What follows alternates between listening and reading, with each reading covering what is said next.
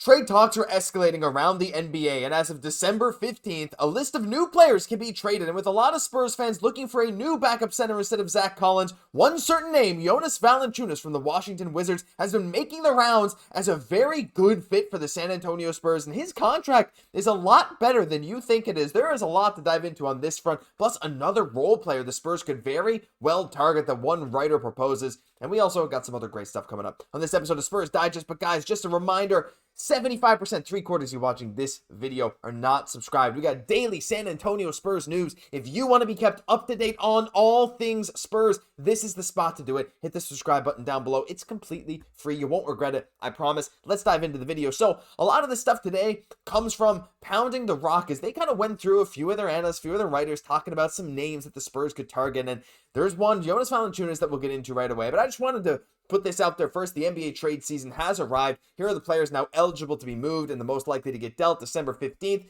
You kind of treat that as the beginning of the trade season in the NBA because a bunch of people who signed contracts are now eligible to be moved. January 15th, there's another list of players, though I'll admit it's not as interesting as this crop of players. But the first thing I want to get into is this first quote coming from Marilyn Dubinsky from Pounding the Rock, saying, "I'm not a Zach Collins hater. I know a lot of you probably are, and I am at times. But it does feel like the Spurs need an upgrade at the backup C. And one name that has stood out this summer is Valanciunas. And they were genuinely surprised what a team-friendly contract he signed. 3 years, $30 million.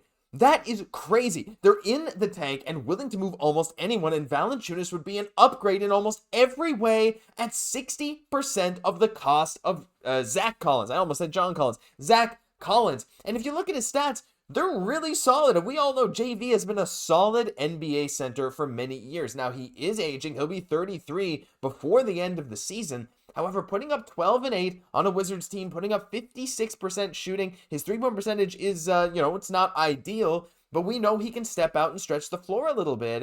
And again, if I play this video again, we got RC Buford, who is certainly looking around the whole NBA, not just for a backup center or whatever, but I would say that that's probably one of the Spurs' top priorities, because while Zach Collins has his moments, a guy like JV just feels like he's so much more solid. Not quite as mobile as Collins, though let's be fair, it's not like Collins is super mobile either, but he also brings a stabilizing veteran presence, and that's something the Spurs do have now a bit more on the roster with the additions of Chris Paul, most obviously there at point guard, and look at the positive difference he's made, but also a guy like Harrison Barnes. I think a lot of us had certain expectations for Harrison Barnes, but I don't think they were as high, I don't think we thought he'd be as good as he is right now. And I really like Harrison Barnes in a lot of games. He's a contributing player in a lot of games. And we got some quotes from him actually about their recent loss that I want to get into a bit later. But I just want to circle back on JV. I want you to comment right now, would you or would you not trade for JV? Because let's be honest, that contract to me makes a ton of sense for the Spurs. $10 million per season. I like JV. I've liked him as a player for a long time, and I think he actually kind of fits very well as like a yin and yang to Victor Wembanyama. While Wemby's doing, well, quite literally everything, JV is one of those guys who's going to bang in the post. He's going to get you a ton of rebounds. He's one of these guys. If you remember the last video that I hosted, he's one of the only guys to have, I think it's a 20 points, 10 rebound, 5 assists, 5 block game or something like that. He's one of only 13 occurrences since last year, and he had the second most recent one. He had one like a month ago. Like, this dude had a 20 and 10 with 5 block, 5 assist game. I struggled to get through that section. And if you didn't click away during that, well, then I think you should stay for the rest of the video. Thank you very much. But JV is one of these guys that can explode any given night. He has 20-20 games in his career, 20 and 15. He got that famous dunk sent into overtime when he was in Toronto. I was at that game live. There's a lot of great stuff to talk about with JV, and I want to hear your guys' thoughts down below, because this is one of those names that's like, look, it's not going to be just the Spurs who are going to go after him. But look at the Spurs draft capital. Look at who they have that they could move to the Wizards. I think the Spurs actually have a lot of names that fit the Wizards timeline a bit better, fit this tanking team a lot better. JV makes the Spurs better right now, and he will for, well, however long he's in San Antonio. And the Wizards could take, we have a bunch of young guys that we can move in that trade, plus draft capital. I think it's actually a match made in heaven. And I think the Spurs might be in a position to offer more than some other teams. But at the same time, let me know if you think that he could be a real option. But let's go into another player that they mentioned here. Someone else mentioned this. Jesus Gomez. I'm just going to pop this up in the full screen. Simone Fontecchio from the Pistons could be a good target as a shooter with size that can come off the bench and space the floor. He's having a down year, but he'd be an upgrade over Malachi Branham. And Branham, look, I like Branham. Obviously, Branham and Wesley, their options were already picked up, so it's like they'll be around, but haven't been super thrilled with either, though I think Wesley has more long-term upside, because Malachi Branham's a lot more one-dimensional in terms of being a scoring guard. But if we bring up a guy like Simone Fontecchio, I got to come back here and I got to pop up the picture. He is having a down year, though it's hard to say if someone's having a down year or not when they come to the NBA at 27 and this is only his third full season. But last year, when he was traded from Utah, he was a bit disgruntled there, went to a Detroit team where he was given, not free reign, but he was given 30 minutes a night, which is not nothing. That's a lot of run playing in Detroit. And what did he do? He made a name for himself. He got a decent bag from Detroit going back there, right? 39% from the field. But the thing is, most of his shots, the vast majority of his shots are threes. 3.5 out of his 5.2 attempts a game. That's almost 70% of his shots that are three-pointers. And he shoots 34.5% this season. But if you look last season, 6.3 attempts a game in his 16 games with Detroit. Small sample size, I know, but 42.6%. But even on that whole season, he was 40.1% on 5.1 attempts a game, averaging 10.5 points, 15 with Detroit. And I think with a team like San Antonio, a guy like Simone Fontecchio coming in and providing some great shooting off the bench, even like if you can spot start here and there if you need him to. I don't really anticipate that. I think he's much more of a bench player, especially at this stage, as he's now almost 30. But having that kind of shooting threat off the bench is something the Spurs, I think, could really add to this team.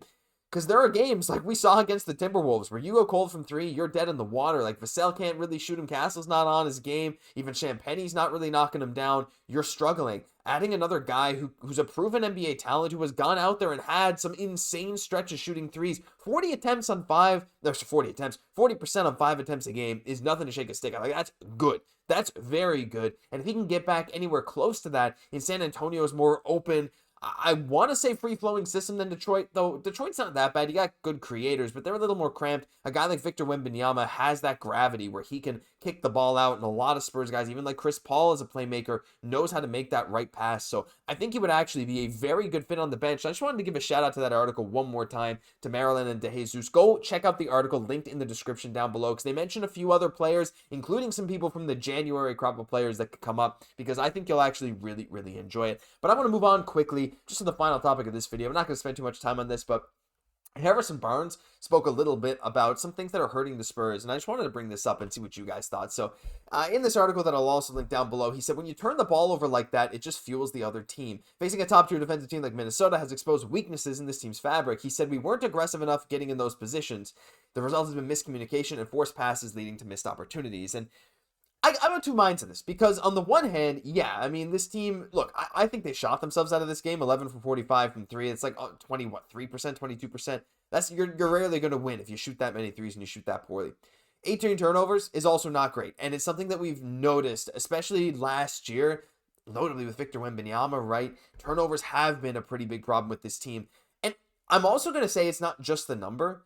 I find that a lot of the times when this team turns the ball over, it's in, like, key moments, right? How many times have you watched a Spurs game and saw a turnover that just killed a little bit of momentum? You go on a little 6-0 run or something, then you get a turnover, and all of a sudden the other team is right back in it with a 3, right?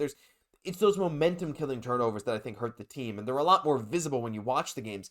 But I just wanted to point something out, because I wanted to take a positive spin on this. If you look at last season, 2023-24, Utah led the entire NBA in 15.7 turnovers per game. Mind you, Spurs had 18 turnovers in that game against Minnesota, very bad. Spurs were 4th in the NBA at 15.1. They were tied with the Grizzlies. So they were a really bad team for turnovers last season. That's no secret, 15.1. But I wanted to point out this season, the Jazz are at 18.4. Turnovers are way up across the entire NBA, if you hadn't noticed. Like, way, way, way up. Like 20% up. It's crazy right now. But you'll also notice the Spurs are not top 10 in turnovers per game. They're not top 10 in the last 2 months. They're not top 10 even since the start of December. They're, in fact, like, better than average across the board in turnovers per game. So I looked at that and I'm like, that kind of felt surprising to me. I double checked the numbers, but it's true. You can go check them yourself. The Jazz are really bad. And yes, an 18 turnover game from the Spurs is bad, because that would place them as, in a turnovers per game situation, second worst in the NBA. Though, like, those turnovers combined with that shooting, you have zero chance to win, basically. But I wanted to just put a spin on this that, like, guys, it is getting better. This team is improving. I know we can see that on the court, and having a much better floor general like Chris Paul is definitely contributing to the reduced turnover numbers. But to see that this team has taken such a drastic jump from top 5 in the NBA in turnovers per game to average or even better than average in terms of taking care of the ball, I actually think that's a really good sign. So while there are games where it's very obvious you're seeing it all the time, just keep in mind that this team is improving day by day. It's still a team with a bunch of young players, still learning how to play make, learning how to fit in the NBA. It takes years sometimes, and the Spurs are on a very, very good track. But that'll do it for this episode of Spurs Digest. If you enjoyed, leave a like, comment, subscribe to the channel. Like I said, it's completely free. We got daily Spurs content coming just for you. I've been your host, Josh Gosse, and I'll catch you in the next one.